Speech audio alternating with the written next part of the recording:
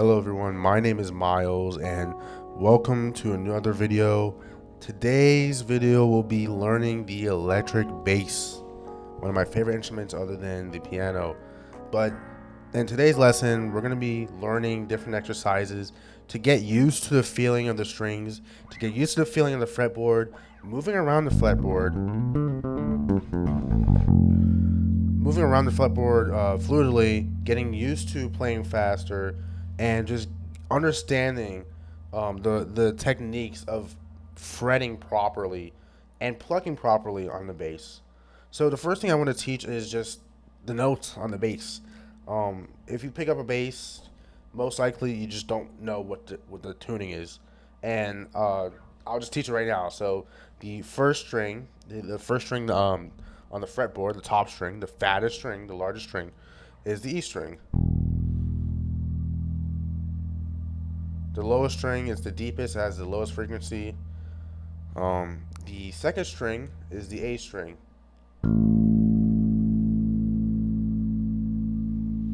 The third string is a D string.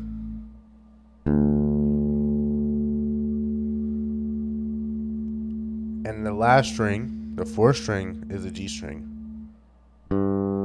Now, a lot of people have their own different tunings and stuff like that, and you have the 5-string basses with the B on the bottom. You have the 6-string basses with the B on the bottom and the C all the way at the end after the G. But I recommend starting off with a 4-string bass because it's the easiest, it's the most simple, and it's just sort of the standard bass that everybody thinks of. You really don't need a 5 or 6 string when you first start playing because it's really just going to hinder your playing, and you're going to have to learn a lot of things like muting other than actually working on stuff they need to work on when it comes to bass. So these exercises that I'll be providing are pretty much just chromatic bass exercises that help with dexterity. And the first exercises that I'll be teaching you are within the first 4 frets on the bass. So some of the exercises will be sort of just chromatic. Some will be sort of variations of that. And it really just helps with your dexterity and being able to move fluidly around the bass and just getting a feel of the strings so you don't get scared every time you pick up the bass because, I mean, the bass strings are just sort of, they're huge and they hurt when you first start playing. So before I want to get into all of that, the first thing I want to be teaching you is how to pluck the bass properly. A lot of people don't pluck the bass properly. Now, there's a lot of different ways to pluck the bass, but a lot of people just don't know how to pluck the bass properly. Like there's the muting, but I'm not going to be teaching you that today. That's sort of more of an advanced thing, but everybody should know how to pluck the bass normally, which is plucking the bass sort of in a vertical fashion, and you want to sort of apply that to the strings. Now, I recommend using 2 fingers, your index and your middle finger, to get used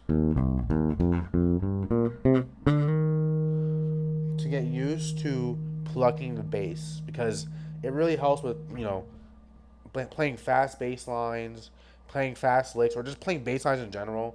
I recommend using 2 fingers because it's just really helpful in the end. A lot of people only pluck with with one finger, but you don't have to do that, and I don't recommend doing that because it's just one finger. You can't really do too much. But using 2 fingers just really helps. So the first exercise that I'll be using is the chromatic exercise that I mentioned in earlier. So essentially, you're just going from the 1st fret to the 4th fret chromatically, and you do this on every single string. So it's just simply like you start on the F, you go to the 4th fret on the E string, same thing on the A string, same thing on the D string, same thing on the G string. It's just the same exercise, and I've done this exercise over and over again for like a month when I first started playing bass, and it really helped with my dexterity. At first, I was really slow I had I had a lot of flying fingers. My fingers are flying over the place, and I wasn't really doing it correctly. But the more you do it, the more it will correct your finger positioning. So instead of me playing at the front of the fret like I used to, you see how it buzzes? It doesn't sound good. I started getting used to playing at the end of the fret, or before the fret marker is at the first fret. So I'll be playing around here.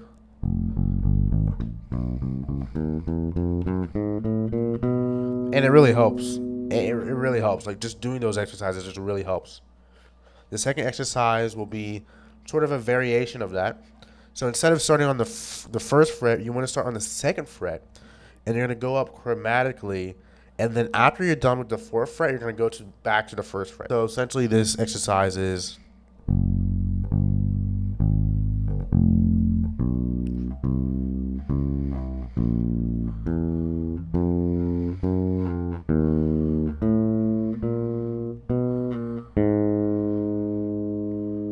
That's the second exercise. It really helps with flying fingers, because whenever you're doing fast scales like this, avoiding flying fingers is really important, because flying fingers can mess your whole scales up. It can mess your runs up. It can mess your bass lines up. So just avoiding flying fingers and getting used to being more stable while playing bass lines is very important. The third exercise I'll be going through is another variation of that, but instead of starting on the second fret, you're starting on the third fret, and you're going from there. So essentially, it will be.